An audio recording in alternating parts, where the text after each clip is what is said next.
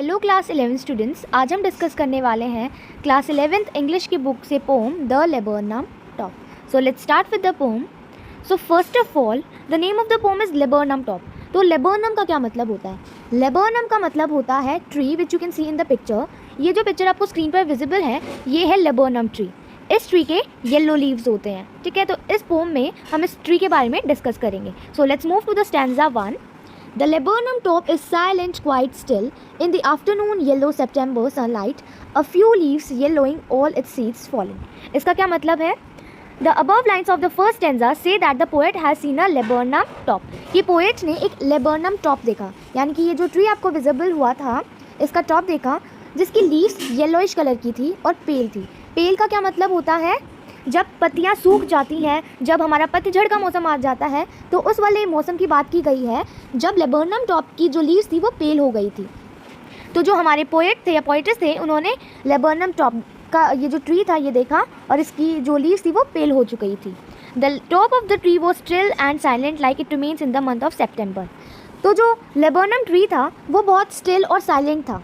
क्यों? क्योंकि सितंबर का महीना चल रहा था और हमें पता है सितंबर में पतझड़ का मौसम होता है, उस टाइम पे बहुत शांति होती है। तो उस ट्री में भी बहुत स्टिलनेस थी और बहुत साइलेंस था। The poem is set in autumn season and all the tree has shed its seeds and leaves. तो ये जो पोम है इसमें सितंबर का टाइम यानी कि ऑटम सीजन को डिस्कस किया गया है, जिस टाइम पे ट्री की जो लीव्स थी वो पेल हो चुकी थी या फिर ट्री ने अपनी सीड्स और लीव्स जो थी वो शेड कर दी थी।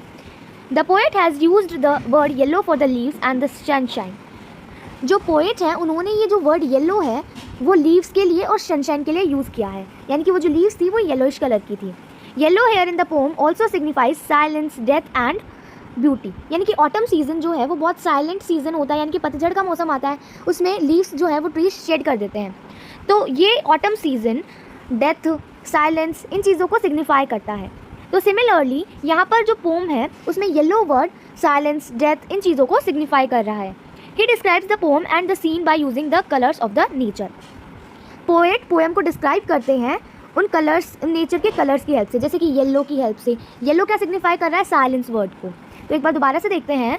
The laburnum top is silent, quite, still. यानी कि जो लेबरनम ट्री है वो बहुत ज़्यादा क्वाइट है, स्टिल है, साइलेंट है। क्यों है ऐसा? ऑटम सीजन की वजह से और पतझड़ है इस वजह से। In the afternoon yellow September sunlight. और किस टाइम की बात की गई है?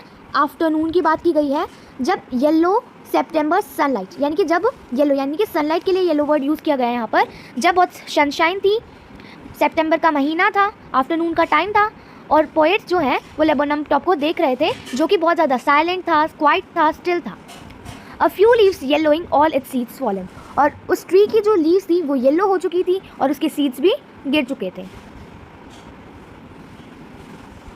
Now let's move to the stanza 2। Till the goldfinch comes with a twitching chirrup। जब तक गोल्डफिंच नहीं आती तब तक with a twitching chirrup। अब गोल्डफिंच क्या है? गोल्डफिंच की आपको इमेज स्क्रीन पर विजिबल होगी। This is goldfinch. With a twitching chirrup, a suddenness, a startlement at a branch edge. Then sleek as a lizard and alert and abrupt, she enters the thickness and a machine starts up. Of chitterlings and a tremor of wings and trillings, the whole tree trembles and thrills।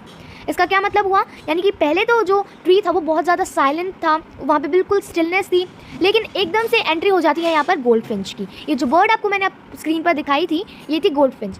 तो ये goldfinch bird जो है वो हमारे laburnum tree पे आ जाती है, तो फिर एकदम से शांति हट जाती है और वहाँ पे बहुत चहचहाहट आ जाती है उस ट्री में।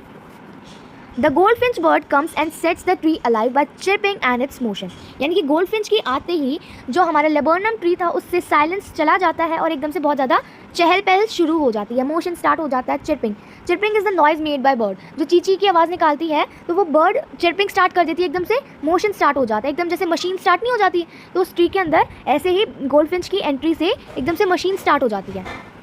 The bird with its rapid movement seats eight one end of the branch. जो बर्ड है वो एक बहुत तेज़ी से ब्रांच के एंड पे बैठ जाती है। एकदम से बर्ड हमने देखा होगा कई बार, बर्ड एकदम से मूव करता है, तो वैसे ही वो बर्ड ने रैपिड मूवमेंट दिखाया और वो ब्रांच की एंड पे बैठ गया। And she move to the other end her young ones start to chip and make the tree alive. और उस बर्ड के आने के साथ साथ उसके लिटिल वंस भी वहाँ पर आ गए थे, यंग वंस, और उन्होंने भी चिपिंग स्टार्ट कर दी, मेक द ट्री अलाइव। और एकदम ऐसा हुआ कि बिल्कुल ऑटम के सीजन में बहुत साइलेंस था उस ट्री पे, लेकिन एकदम से बर्ड के आने के बाद ऐसा लगा जैसे ट्री अलाइव हो गया, जिंदा हो गया वो tree. They all make a sound like moving machine with their flapping wings. वो सब ऐसी आवाज़ निकाले थे जैसे कि एक मशीन चल रही हो, अपने फ्लैपिंग विंग्स, अपने विंग्स को फ्लैप कर रहे थे, अपने फड़फड़ा कर रहे थे अपने विंग्स को। The bird's movement is compare to a lizard. अब जो बर्ड है, बर्ड के मूवमेंट को लिजर्ड के साथ कंपेयर किया गया है, sleek as a lizard. Sleek का मतलब है क्विक, मतलब एकदम से जो गोल्ड फिंच है वो बहुत सडन मूवमेंट शो करती है, यानी कि बर्ड क्या करता है, इधर उधर देखता है और एकदम से फिर एक रैपिड मूवमेंट शो करता है। सिमिलरली लिजर्ड भी यहाँ वहाँ देखती है और एकदम से बहुत तेज़ भागती है।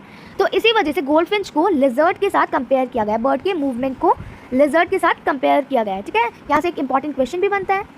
Because of these movements the tree got its movements and it shakes, thrills and trembles. और इन मूवमेंट्स की वजह से ही ट्री के अंदर भी मूवमेंट्स आ जाते हैं, यानी कि गोल्ड फिंच के आते ही ट्री के अंदर भी मूवमेंट स्टार्ट हो जाते हैं। ट्री शेक करना स्टार्ट कर देता है, ट्रैम्बलिंग करना स्टार्ट कर देता है, यानी कि ट्रैम्बल क्या होता है, shivering, trembling, we can use these word. एकदम से हलचल हो जाती है पेड़ में, शुरू पूरा पेड़ हिलना स्टार्ट कर देता है जैसे। The poet by this meet that being a death like figure the laburnum top has given the life and shelter to the nurture the little ones. यानी कि इस पोम में पोएट क्या कहते हैं कि लेबर्नम टॉप जो बिल्कुल डेथ लाइक था, यानी कि जब डेथ होती है किसी की तो कितनी शांति हो जाती है, तो वैसा ही डेथ लाइक था लेबर्नम ट्री। लेकिन गोल्डफिंच के और उसके यंग वंस की एंट्री से कितना ज़्यादा लाइफ आ जाती है, बिल्कुल ट्री अलाइव हो जाता है। So this is shown in the poem. Now let's move to the stanza 3। It is the engine of our family. यहाँ पर हर किसके लिए यूज़ किया गया है, गोल्ड फिंच के लिए, यानी कि गोल्ड फिंच जो है वो अपनी फैमिली का इंजन होती है। She stokes it full then flirts out to a branch and showing her bared face identity mask. तो इस लाइन से बहुत इंपॉर्टेंट क्वेश्चन बनता है, तो पहले मैं आपको ये समझा देती हूँ। The tree and the goldfinch bird is the engine of her family. यानी कि जो ट्री है और जो गोल्ड फिंच बर्ड है, गोल्ड फिंच बर्ड अपनी फैमिली का इंजन होती है and provides food to their little ones as she moves from one branch to other. अब गोल्ड फिंच बर्ड को इंजन क्यों बोला गया है, क्योंकि वही अपनी लिटिल वंस को फीड करती है, उनकी केयर करती है, उनको फूड प्रोवाइड करती है एक ब्रांच से दूसरी ब्रांच पे जाके। हर dark coloured body with the striped face is not visible. अब आपको ये इमेज दिख रही होगी गोल्ड फिंच बर्ड की। गोल्ड फिंच बर्ड जो है उसका फेस ब्लैक ब्लैक होता है, उसका फेस डार्क कलर का होता है, with the striped face is not visible, जो कि विजिबल नहीं होता। And her body is also yellow in colour and hides behind the branches but her movements make the tree alive. अब goldfinch की पूरी बॉडी तो yellow होती है, लेकिन उसका फेस होता है ब्लैक स्पॉट का, उसके फेस पे एक ब्लैक मास्क टाइप का बेयर्ड फेस होता है उसका, जिसकी वजह से वो गोल्ड फिंच बर्ड ट्री में हाईलाइट हो रही है। नहीं तो पूरी gold Finch bird yellow colour की होती है, तो उसके फेस की वजह से ही पोएट उस बर्ड को देख पा रहे हैं लेबर्नम ट्री पे। Now yellow in colour and hides behind the branches but her movements make the tree alive and trembles and thrills it. और उसके मूवमेंट की वजह से गोल्ड फिंच उसके यंग वंस के मूवमेंट की वजह से ही ट्री अलाइव हो जाता है, वो ट्रैम्बलिंग करना शुरू कर देता है, उसके अंदर थ्रिल आ जाता है। So this is shown by poet. तो आपने देखा होगा ये जो लाइन्स है ये पोम में बहुत ज़्यादा बार रिपीट हो रही है, तो यहाँ से भी क्वेश्चन आ सकता है कि ट्री के अंदर क्या चेंज आया और वो चेंज क्यों आया, what was the sudden change in the tree. Now let's move to the stanza 4। Then, with airy, delicate whistle chirrup, whisperings, she launches away towards the infinite. The laburnum subsides to empty. यानी कि एकदम से chirping जो है, whispering है, वो ख़त्म हो जाती है ट्री से, क्योंकि गोल्डफिंच बर्ड इन्फिनाइट की तरफ लॉन्च हो जाती है, यानी कि इन्फिनाइट मीन्स स्काई, स्काई की तरफ लॉन्च हो जाती है, यानी कि उड़ जाती है, और लेबर्नम टॉप फिर से एम्प्टी हो जाता है, खाली हो जाता है, वही क्वाइटनेस, स्टिलनेस। तो यही हम देखने वाले हैं। After reaching the end of the branch of the tree the bird makes a very sweet chirping. यानी कि ब्रांच की एंड में पहुंचने के बाद बर्ड ने बहुत स्वीट सी चिरपिंग करी, चिपिंग साउंड की।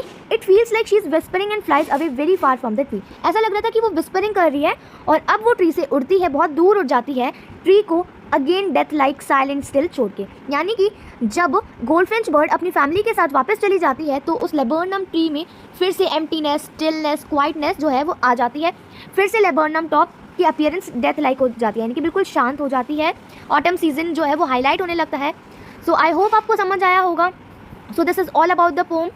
आपकी अच्छी रिवीजन हो गई होगी, तो ऐसे ही अपकमिंग लेसन्स के लिए जल्दी से चैनल को सब्सक्राइब कर दीजिए और इस वीडियो को लाइक करना ना भूलें। Thank you.